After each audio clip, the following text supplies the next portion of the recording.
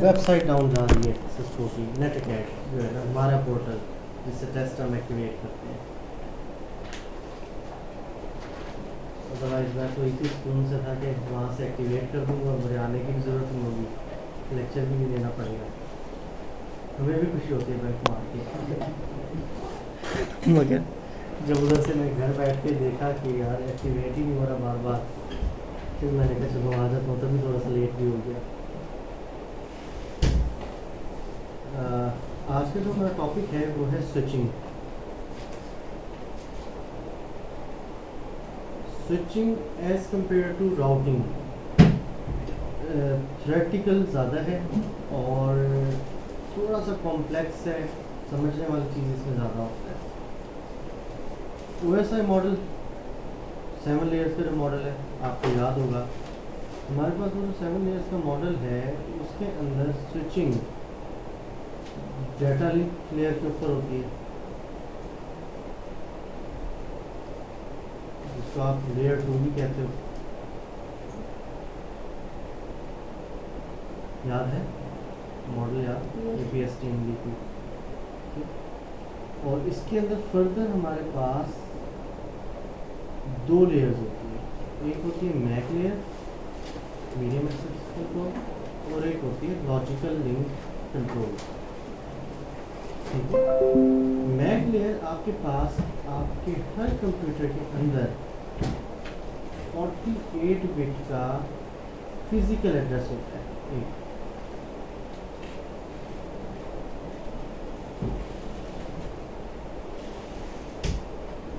इसके थ्रू ये डिस्ट्रीब्यूशन करता है। स्विचिंग या स्विच, इसके ऊपर जो डिवाइस यूज़ हो रहा होता है वो स्विच यूज़ हो रही होती है।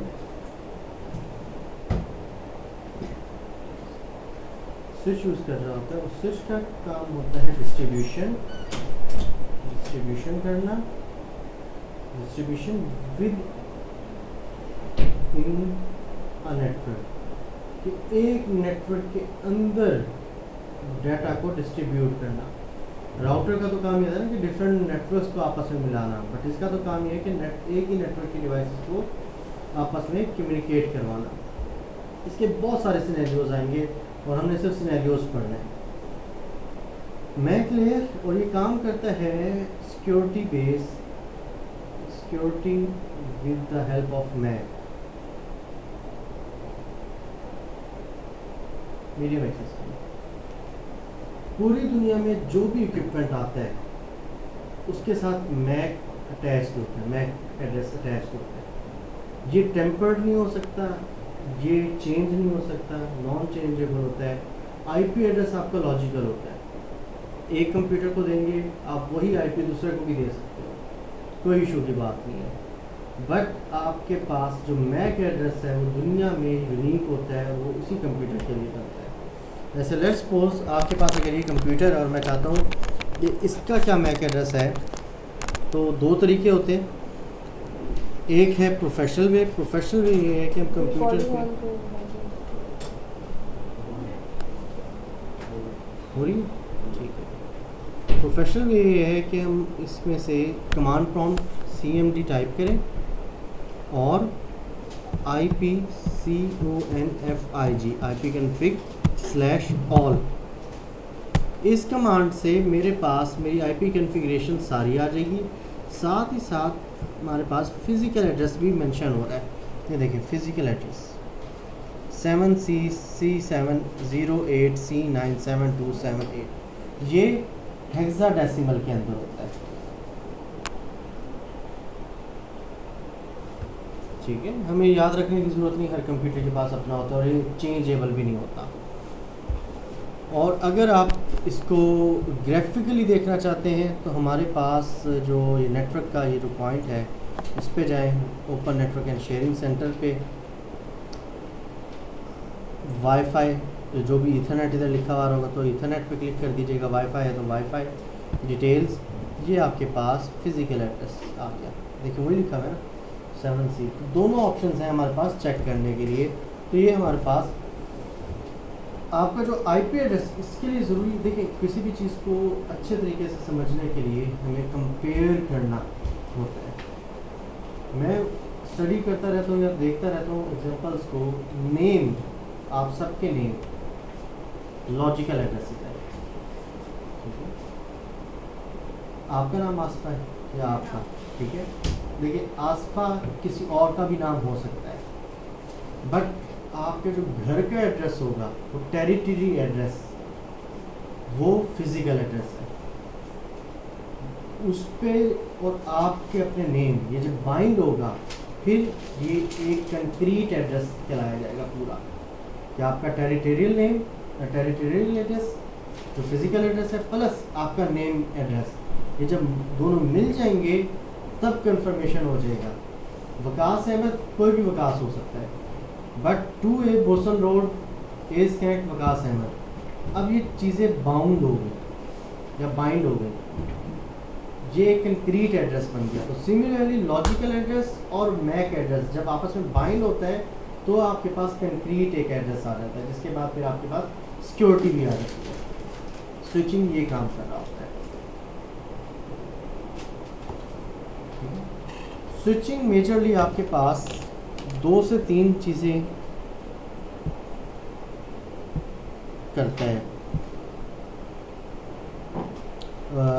आहिस्ता आहिस्ता मैं बताऊंगा स्विचिंग क्या क्या काम करता है, थ्योरेटिकली हम उसको पढ़ेंगे। मैंने पहले बताया था कि थ्योरी इसके अंदर ज़्यादा है और प्रैक्टिकल तो है ही है। आज का जो हमारा टॉपिक है मैं इसको ओपन करता हूँ, जहाँ पे ब्रेक लगाएंगे हम प्रैक्टिकल के ऊपर, वहाँ से मैं स्टार्ट करूँगा।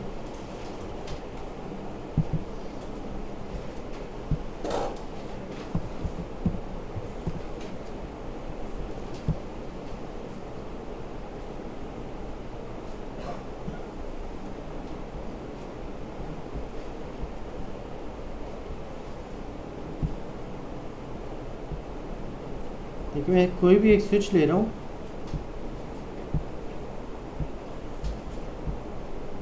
इसको मैंने ओपन किया, 24 पोर्ट्स का ये स्विच है।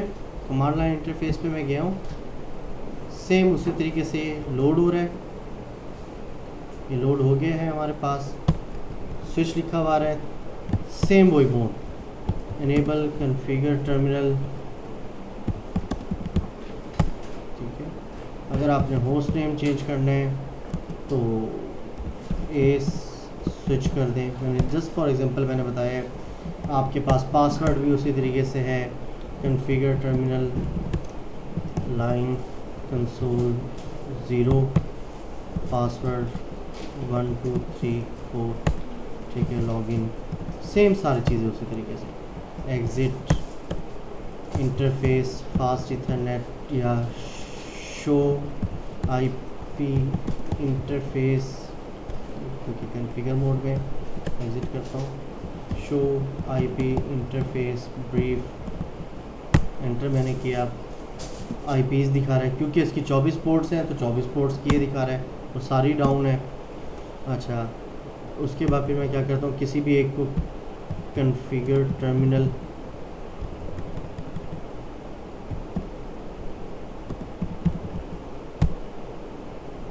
इंटरफेस फास्ट इथरनेट 0/1 वो शटडाउन, कोई लाइन नहीं है, यानी कि अप नहीं हुआ स्टेटस इसका। आईपी एड्रेस उधर हम यही देते थे ना, आईपी एड्रेस याद है, याद है। इधर मैं टैब दबा रहा हूँ, नहीं हो रहा, ठीक है। इधर आप डायरेक्टली इंटरफेस के ऊपर आईपी नहीं दे सकते, ये फ़र्क है। बड़ी प्रॉब्लम की बात है कि क्यों नहीं दे सकते। अच्छा, उसके बाद फिर ये बट आप इधर से स्पीड कंट्रोल कर सकते हैं। स्पीड आपके पास मैंने बताया था 3 मोड्स होते हैं, सिंप्लेक्स, हाफ डुप्लेक्स और फुल डुप्लेक्स। सिंप्लेक्स इस पर काम नहीं करता। सिंप्लेक्स होता है कि 1 वे कम्युनिकेशन। हाफ डुप्लेक्स या फुल डुप्लेक्स, हाफ डुप्लेक्स क्या होता है कि मैं पहले एक कोई भी, जैसे लेट्स सपोज कि पहले मैं बात कर रहा हूँ फिर आप लोग बात कर सकते हो वॉकी टॉकी की तरह। फुल डुप्लेक्स क्या है कि मैं भी बात कर रहा हूँ और आप लोग भी बात कर सकते हो। अगर तो मैं इसकी स्पीड रखता हूँ 10 Mbps, इसका मतलब है हाफ डुप्लेक्स। अगर मैं इसकी स्पीड रखता हूँ 100 Mbps, इसका मतलब है कि फुल डुप्लेक्स है। तो हम अपनी मर्ज़ी के हिसाब से इसकी पोर्ट को कर सकते हैं। 100 Mbps कर दें आप, फुल डुप्लेक्स आपने कर दिया, बट फिर भी ये पोर्ट अभी काम करना नहीं स्टार्ट करेगी, क्योंकि ये तो पोर्ट भी शट डाउन है और वर्किंग कंडीशन में भी नहीं है हमारे पास। अब हम आगे आ जाते हैं कि भाई पोर्ट क्यों नहीं काम करना स्टार्ट करेगी।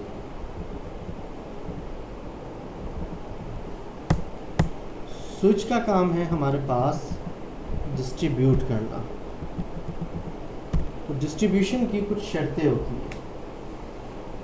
डिस्ट्रीब्यूशन की शर्तें ये होती हैं कि पैकेट को वो पहले स्विच मैक एड्रेस लर्न करता है।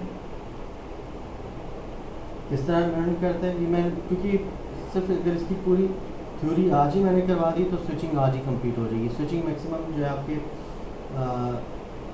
6 to 7 लेक्चर्स हैं, ज़्यादा लेक्चर्स नहीं है, जिसमें से 3 to 4 थ्योरी के लेक्चर हैं और 3 to 4 प्रैक्टिकल के हैं। मैक एड्रेस लर्न करता है और मैक एड्रेस में से या फिर आपके स्विच में से पैकेट्स जो डाटा ट्रांसफ़र होता है, पैकेट्स फिल्टर या फॉरवर्ड करता है। यानी कि ये मैं भी समझा देता हूँ आपको, और सोर्स से डेस्टिनेशन तक पैकेट को पहुंचाता है। अब इसको मैं थोड़ा सा समझा देता हूँ। ये 3 कामों में से, स्विच के 3 कामों में से सिर्फ एक काम है। आपके पास स्विच लगा हुआ है, ठीक है, 3 कंप्यूटर्स हैं, आगे भी स्विच लगा हुआ है।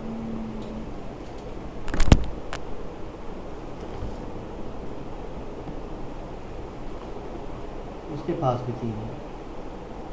जिस तरीके से अगेन फिर आप लोग थोड़ा सा परेशान होने वाले हैं। राउटिंग टेबल मैनुअल तो बिल्कुल समझ में नहीं आया अभी तक आप लोगों को, मगर ग्राफिकली समझ में आ गया था ना, शुक्र है, ठीक है।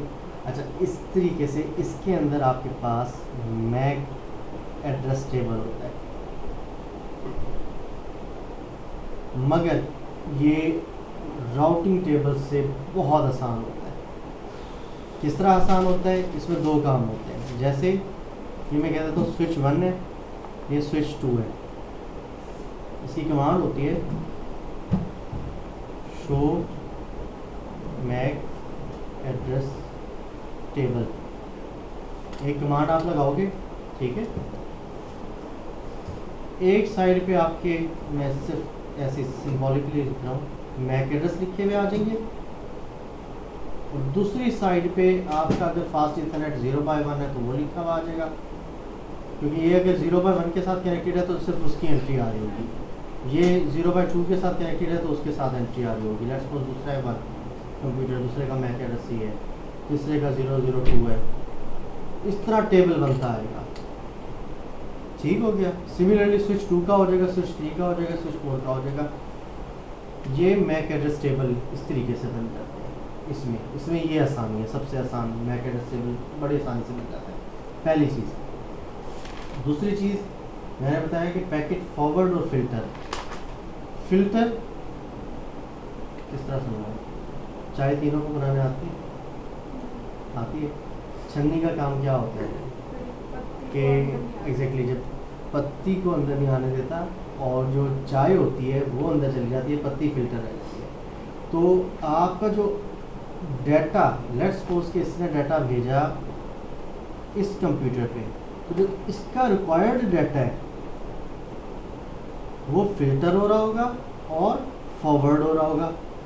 यानी कि जो डाटा रिक्वायर्ड नहीं है उसको ये छन्नी की तरह साफ कर देगा कि भाई तुम्हारा काम नहीं है इस डाटा से, और जो डाटा काम का होगा वो आगे फॉरवर्ड कर देगा।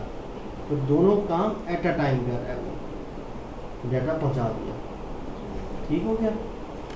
और थर्ड था हमारे पास सोर्स और डेस्टिनेशन। जहाँ से ओरिजिनेट होगा डाटा वो सोर्स होगा, और जहाँ पे पहुँच रहा डेस्टिनेशन ये स्विचेस ऑटोमेटिकली बता देंगे, हमें कुछ नहीं करना। इसमें हमने प्रोटोकॉल्स नहीं लगाने, ठीक है, आगे पढ़ाऊँगा, इसमें कुछ नहीं हमने लगाना, CCNP में लगता है वो। इसमें हमने ये कॉन्फ़िगरेशन सिर्फ हमने चेंज करनी है और समझना है।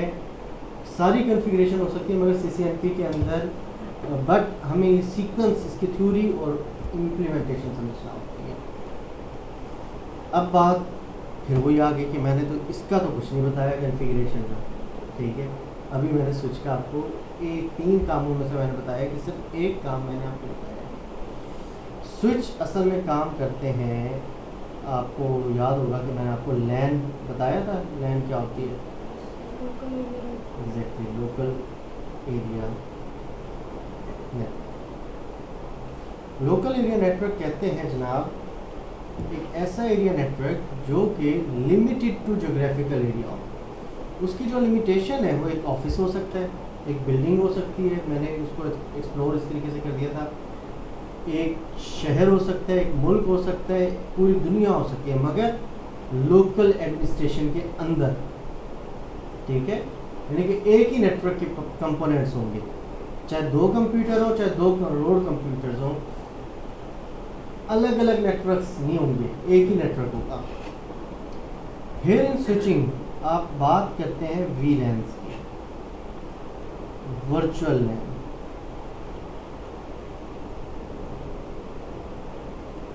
ये पूरी वही चीज, वर्चुअल से मुराद logical division, logically created LANs, ठीक है, लॉजिकल क्रिएटेड। और बाय डिफॉल्ट आपके पास हर स्विच में एक VLAN होती है।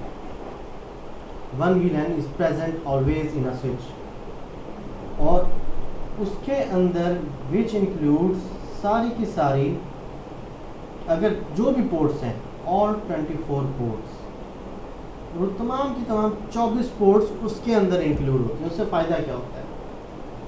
फ़ायदा जनाब ये होता है कि आपके, अगर आप स्विच लगा हुआ है, देखिए राउटर की आपने 2 इंटरफेस 3 इंटरफेस पे काम किया, हर इंटरफेस पे आपको IP देना पड़ रहा था ना, ऐसी बात है। स्विच की 24 इंटरफेस, अगर आप हर इंटरफेस पे IP देने लग जाओ तो आपके 24 तो IPs उसी पे लग जाएंगे। जब एक अच्छा नेटवर्क इंजीनियर वो होता है जो IPs बचाता है, क्योंकि आगे आप अभी जब आपके बिल्कुल लास्ट 2 लेक्चर रह जाएंगे, उसके अंदर आपने सिर्फ ये सीखना है कि IPs को बचाया किस तरह जाता है, IPs की बचत। क्योंकि एक्चुअल IP आपका जो कॉस्ट करता है, डेडिकेटेड IP $100 का कॉस्ट करता है, आज के पाकिस्तानी रुपीस के अंदर 16,000 रुपये की कीमत है उसकी। और अगर आपके पास 20 कंप्यूटर्स हैं तो उसका मतलब है राउंड अबाउट 3 लाख रुपए आप पे करोगे इंटरनेट यूज़ करने का। और हम लोग सिंपल 2000, 2500, 3000 में किस तरीके से 100 कंप्यूटर्स यूज़ कर रहे हैं, वो आपको आखिरी 2 लेक्चर्स में समझ में आएगी पूरी कहानी। फिर CCNA हमारा कंप्लीट हो जाएगा, ठीक है। तो ये तरतीब से कहानी में सुना रहा हूँ आपको। तो जनाब अगर मैं उस पर लगाने लग जाऊँ, मेरे 20 कंप्यूटर्स, उस पर भी IP चाहिए, 24 पोर्ट्स या 20 पोर्ट्स, इस पर भी IP चाहिए, 40 AIPs हो गए। पीछे राउटर पे कम से कम जहाँ से एक दफ़ा इंटरनेट आ रहा है वो IP, और जो पोर्ट मुझे इंटरनेट आगे फॉरवर्ड कर रही है वो IP, 2 42 IPs। एक की कॉस्ट $100 है। राउंड अबाउट आपका सिर्फ पर मंथ खर्चा ही $5,000 के करीब है, जो कि 7.5 लाख रुपये बनता है इंटरनेट को यूज़ करने का, जो कि पूरी दुनिया में यूज़ करना, इवन कि अमेरिका तक में यूज़ करना इम्पॉसिबल है। इंटरनेट को इस तरीके से यूज़ करना बहुत महंगा हो जाता। तो डिफ़ॉल्ट VLAN 1 था, तो इसके ऊपर एक IP लगाते हैं VLAN के ऊपर। हाँ, फिर आप क्या कर सकते हैं कि आप इनको लॉजिकली, अगर आपकी बहुत ज़्यादा मजबूरी भी है, मजबूरी इन सेंस में कि लेट्स सपोज मेरी बिल्डिंग है या मेरे पास 3 डिफरेंट डिपार्टमेंट्स हैं, अकाउंट्स, सेल्स, IT, ठीक है।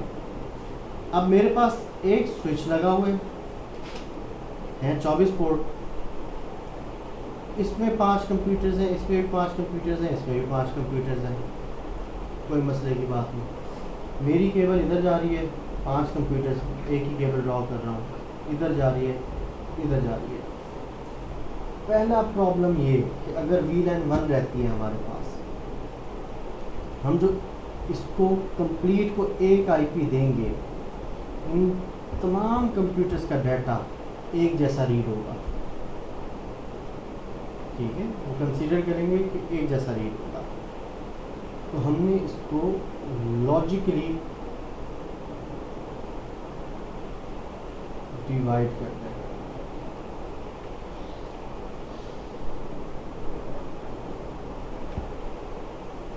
बाय मेकिंग एक्स्ट्रा VLANs और VLANs हम क्रिएट करेंगे।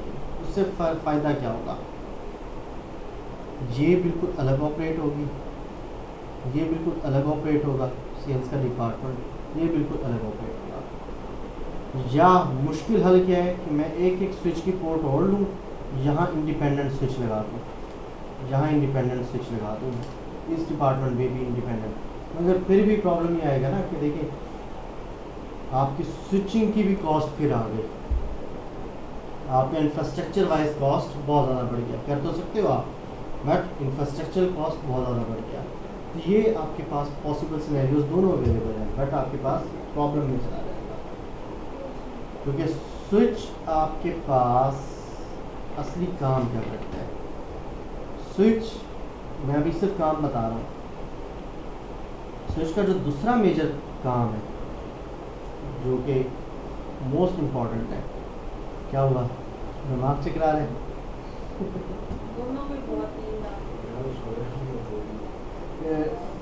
अगर नहीं पढ़ना कोई मसले की बात नहीं। दूसरा थोड़ा सा मैं हिंट दे देता हूँ, फिर हम थोड़ा सा प्रैक्टिकल करेंगे, क्योंकि ये बहुत अहम टॉपिक है, उससे बेहतर है फिर हम कल कर लेंगे। स्विच एक होता है हमारे पास हब, और एक होता है हमारे पास स्विच, ये दोनों इसकी सिंबल्स हैं, हब और स्विच। जब डाटा ट्रैवल होता है तब डाटा ट्रैवल एक हम कहते हैं ब्रॉडकास्ट डोमेन।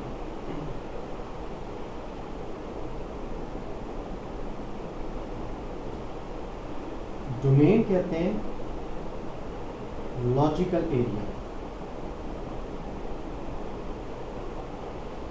ठीक है, किसी भी एक एरिया को। तो ब्रॉडकास्ट डोमेन से मुराद कि आपने लैब देखी हुई है, मेरे लैब में इस वक्त कंप्यूटर्स जो हैं 11 कंप्यूटर्स पड़े हैं। जब ये 11 कंप्यूटर नेटवर्क पे आते हैं, जैसे ही आते हैं, जैसे ही ऑन होते हैं, तो ये ब्रॉडकास्ट करते हैं। ब्रॉडकास्ट से मुराद क्या होता है कि हर किसी ने अपनी प्रेजेंस बतानी है, चाहे वो नेटवर्क से यूज़ हो या ना हो। आपका इस वक्त कंप्यूटर नेटवर्क के ऊपर कोई काम नहीं कर रहा, मगर ये नेटवर्क के साथ कनेक्टेड अगर है तो, जैसे लेट्स सपोज कि मैं इस वक्त ये देखिए वायरलेस नेटवर्क के साथ ये कनेक्टेड है, तो ये कनेक्टेड फॉर्म में भी 56K की स्पीड ले रहा है, कनेक्टेड फॉर्म में भी, जिसको हम स्टैंड बाय के ऊपर कह दें। तो ये है ब्रॉडकास्ट कर रहा है, कुछ ना कुछ हेलो और हाई के पैकेट एक्सचेंज कर रहा है। जैसे लेट्स सपोज मेरे मोबाइल पड़ा हुआ है, फिर भी डाटा एक्सचेंज कर रहा होगा नेटवर्क के साथ। तो ये जो चीज़ है ये ब्रॉडकास्ट हो रही होती है। तो सबसे पहले जब आपके पास नेटवर्क ऑन होता है तो तमाम के तमाम कंप्यूटर्स हेलो का पैकेट भेजते हैं और स्विच उनको हाई करता है, ब्रॉडकास्टिंग होती है। तो वो जो जिस एरिया में हो रही होती है उसको लॉजिकल एरिया को ब्रॉडकास्ट डोमेन कहते हैं। और उस डोमेन के अंदर होता क्या है आपके पास, नई बात बता रहा हूँ, कोलिजन डोमेन। कोलिजन कहते हैं टकराना, ठीक है। फॉर एग्जांपल हम एक हब में बैठे हैं, अगर ये कमरा नहीं है, हम हब हैं और हम सब बैठा है, ठीक है जी, एग्जांपल मैं बता रहा हूँ ना। तो हम डाटा हैं और ये हब है, एक साथ हमने बाहर निकलना है, तो क्या होगा, सब टकराएंगे। और हमारे कोलिजन डोमेन क्या होगी, ये हमारी ब्रॉडकास्ट डोमेन। कोलिजन डोमेन वो होगी ये हमारा, हम वहाँ पे टकराएंगे, ठीक हो गया। ये तब सिनेरियो होगा जब अगर हम हब यूज़ कर रहे होंगे, बट अगर स्विच यूज़ कर रहे होंगे, ब्रॉडकास्ट डोमेन होगी ज़रूर, कोलिजन डोमेन होगी ज़रूर, बट स्मॉलर वन। क्यों? Every port has its own broadcast domain and collision domain.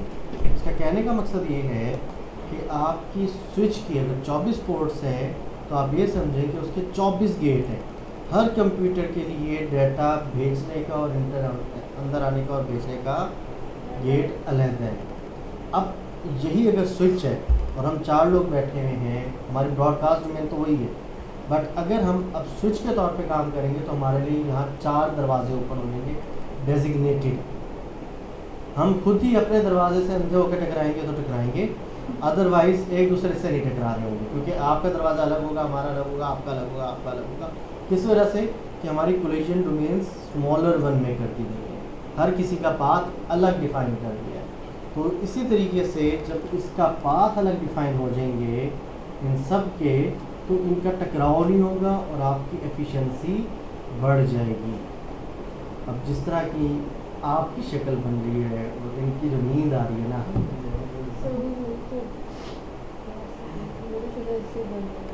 अब क्या करूँ मैं, पढ़ाऊँ आगे, मुझसे नहीं पढ़ाया जा रहा है इन शक्लों के साथ। सिर्फ वो फ्रेश लग रही है, उसके अलावा कोई नहीं।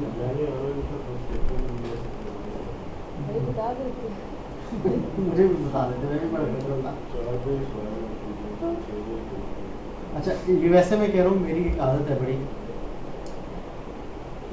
पढ़ाते हुए भी और पढ़ते हुए भी अगर फ्रेश ना हुआ तो सिंपली, क्योंकि हमने देखे रट्टा नहीं मारना, ये टेक्निकल एजुकेशन है। मेरा एक पढ़ाने का एक बिल्कुल अलग अंदाज है। मैं आर्टिस्ट की तरह पढ़ाता हूँ, जब मेरा मूड नहीं होता मैं नहीं पढ़ाता।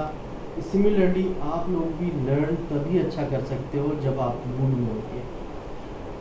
मैं 1 घंटे का लेक्चर देता रहा हूँ और आप लोगों को नींद आ रही हो या आपकी मेंटल डाइवर्जन कहीं और हो, उस 1 घंटे का लेक्चर का कोई फ़ायदा नहीं। और उस 5 मिनट के लेक्चर का फ़ायदा है कि जो कि आपने डेडिकेशन के साथ दिया हुआ, वो आपको ज़्यादा मेमोराइज भी रहेगा और एनर्जाइज भी रहेगा, मोटिवेटेड हो क्या आपको, वो ज़्यादा बेहतर है। ठीक है, तो ये काफ़ी है। स्विचिंग की थ्योरी अभी मैं और आगे नहीं करवा रहा, ठीक है, मुझे पता है मैं करवा दूँगा मगर फ़ायदा नहीं होगा, कल दोबारा करवाना पड़ेगा। मुझे पता है कल एक लफ्ज़ नहीं आएगा, थ्योरी तो फिर माइंड में कुछ ना कुछ रह जाएगी जो दोबारा कल मैं करवा दूँगा।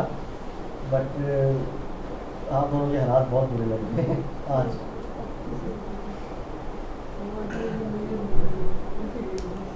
अच्छा, ये बताएं कि हमारा ना वो होता है कोर्स रिव्यूज़ सीरीज़, जो हम स्टूडेंट से वीडियो बनवाते हैं, तो आप तीनों बनवाना चाहेंगे? वो फेसबुक पे पोस्ट होती है, नहीं? आप बनवा लेंगे? आप बनवा लेंगे? नहीं? चलिए, आप फिर आज बनवाना चाहेंगी या कल? चलिए कल। नहीं, उनकी अपनी मर्जी है, उन्होंने कहा है कि बनवाओ आप। अब कल फिर आप प्रिपेयर होकर आइएगा, ठीक हो गया?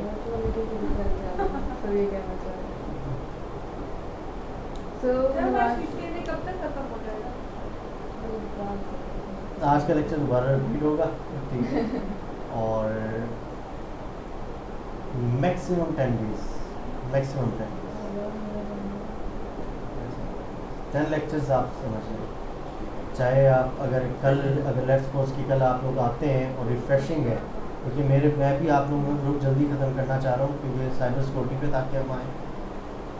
थोड़ा सा लेट हो गया, आज क्या तारीख है? 14-15 तारीख है, वैसे तो 16 इसको ख़त्म हो जाना चाहिए था, मगर ये 5, 6, 7, 8 दिन, 1-2 दफ़ा आप लोगों ने छुट्टियाँ की, 1-2 दफ़ा मैंने की, तो वो कवर अप हो गया बीच में।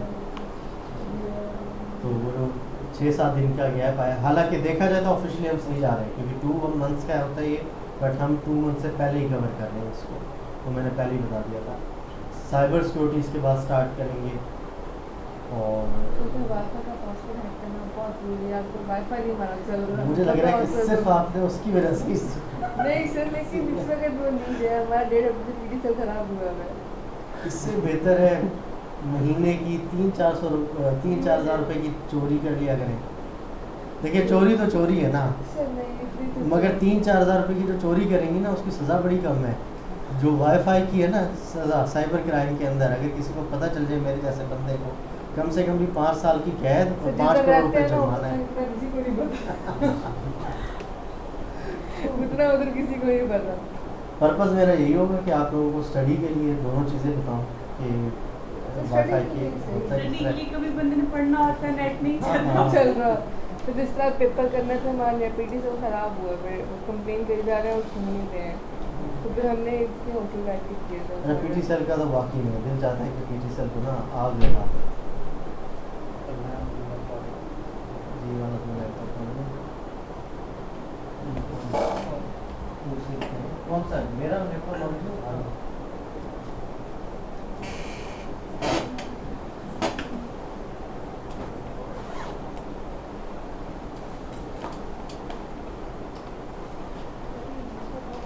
मैं इवनिंग के अंदर ना एक्टिवेट करने की कोशिश करूँगा। अभी तो जानिए मेरा वाला पोर्टल डीएक्टिवेट से मुराद इनकी साइट जो है ना वो प्रॉब्लम कर रही है, तो मैं वैसे ही मैं दिखा देता हूँ।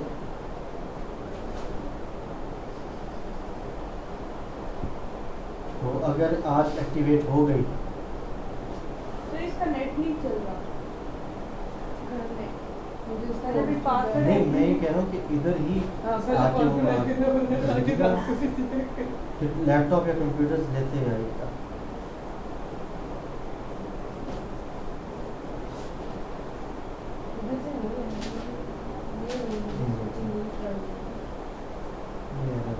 ये पूरे इंस्ट्रक्टर्स, पूरी दुनिया के इंस्ट्रक्टर्स की वेबसाइट डाउन गई है। ये हमारा ग्लोबल पेज है इंस्ट्रक्टर्स का सिस्को का।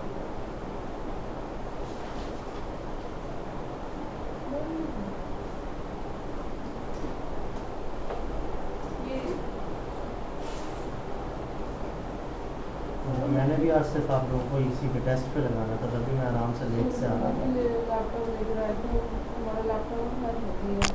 तभी मैं कह रहा हूँ इवनिंग में मैं एक्टिवेट कर दूँगा।